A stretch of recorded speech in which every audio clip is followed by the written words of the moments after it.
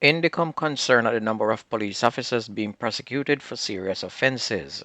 No police below the rank of inspector is allowed to seize any motor vehicle, while a doctor charged with rape and another mass shooting in St. Andrew. This is Undiluted News. Mikey Bones reporting. We're going to start with news right here in the U.S. Donald Trump doubled down yesterday on his baseless predictions of voter fraud in battleground states as he and rival Kamala Harris launched their frantic final 48 hours of campaigning to court the last holdouts in a bitterly contested United States election.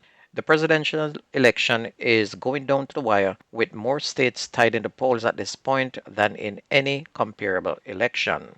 Over 77.3 million people have already voted ahead of the election day on Tuesday, just over half of the total ballots cast in 2020. And with the hours ticking away, the 78-year-old again indicated he will not accept a defeat and added to his increasingly dark rhetoric by contemplating to supporters that he wouldn't mind if journalists were shot. The Republicans often sprinkle speeches with colorful insults, but the tone has become increasingly violent. Listen to this one. I have a piece of glass over here, and I don't have a piece of glass there.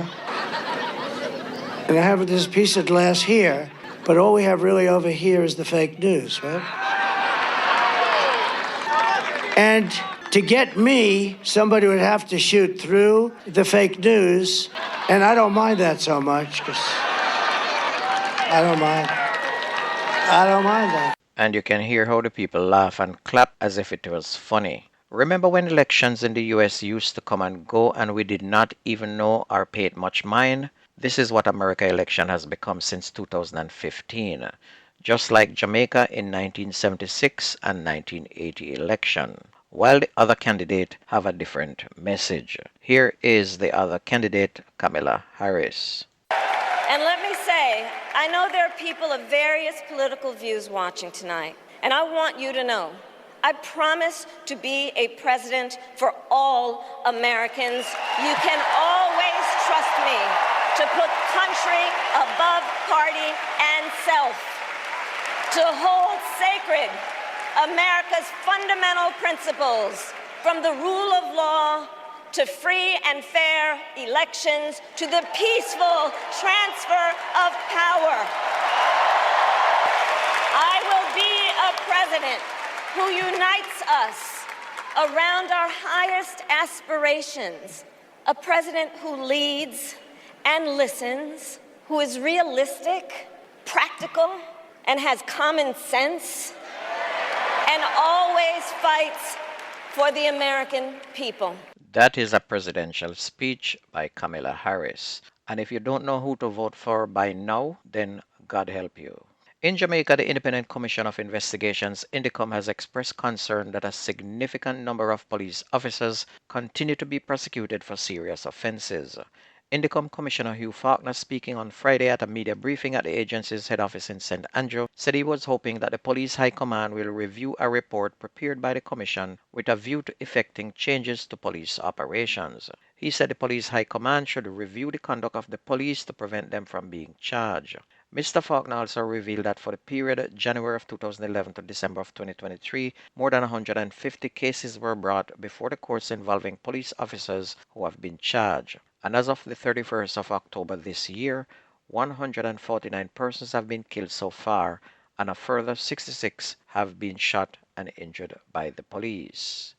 The Police High Command has modified its motor vehicle seizure policy with immediate effect due to safety concern. Police Commissioner Dr. Kevin Blake issued the most recent police orders on Thursday, which stipulates that an officer must be at least an inspector in order to authorize the seizure of a motor vehicle. According to Dr. Blake, the change aims to prevent abuse of power, improve accountability, and guarantee that decisions are well considered and supported by a thorough analysis of all relevant factors. According to the Commissioner, officers frequently seize cars without taking the necessary precaution to protect people and property. Meanwhile, a doctor from Spanish Town, St. Catherine, has been charged with rape, forcible abduction, and grievous sexual assault after he invited a patient to a birthday celebration and allegedly had sex with her against her will. Reports from the Center for Investigation of Sexual Offences and Child Abuse, SOCA, are that on Wednesday, August 28, a woman visited the doctor's office for a consultation and was later sent a text message inviting her to a birthday celebration. The woman agreed and attended the event but was later taken to several places.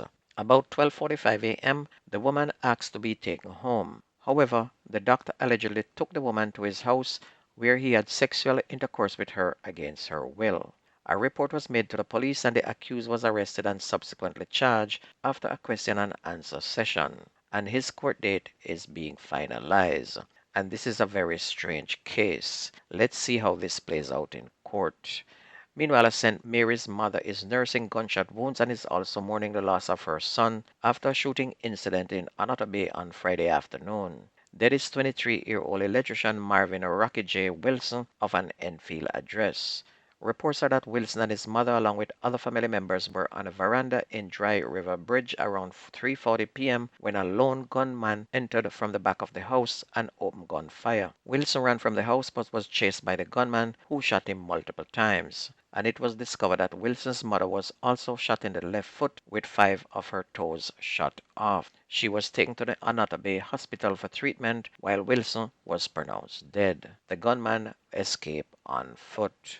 The police are now probing another mass shooting incident in the country, this after gunmen shot 8 persons in Bowens Road in St. Andrew on Saturday night. 3 persons have been confirmed dead. 2 of the deceased have been identified as 35-year-old Kimar Hardware, a bar operator of Kingston 13, and a 19-year-old man so far only identified by his alias Stephen and Brown Man. Reports are that about 11:40 p.m., the now deceased persons were among a group of people standing along the roadway when armed men approached on foot and opened gunfire before fleeing the scene. The police were alerted and the 8 wounded persons were taken to hospital where Hardware and the teenager were pronounced dead. The third victim is not yet been identified.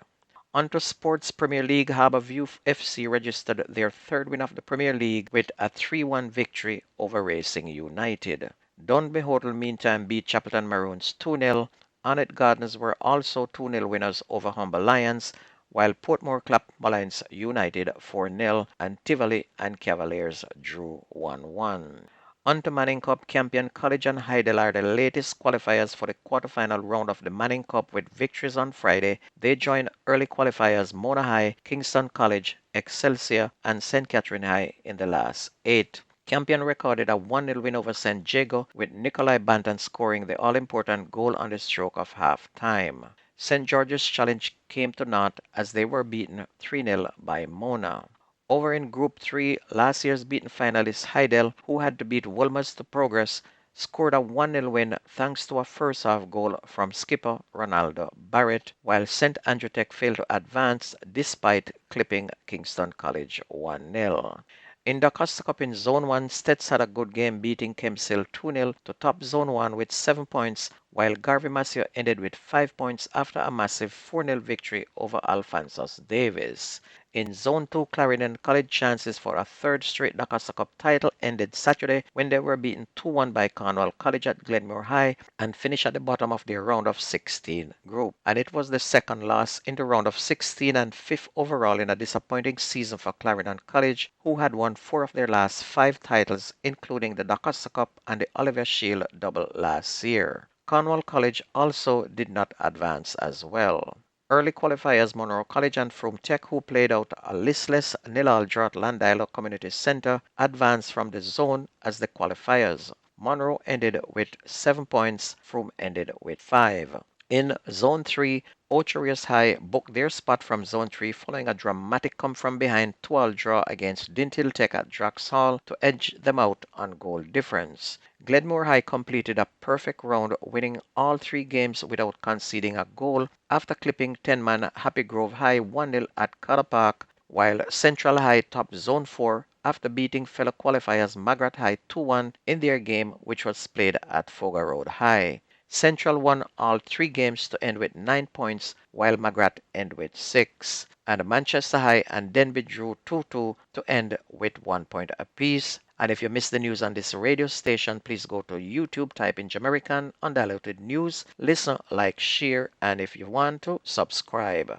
That's news and sports. My name is Mikey Bones. I gone.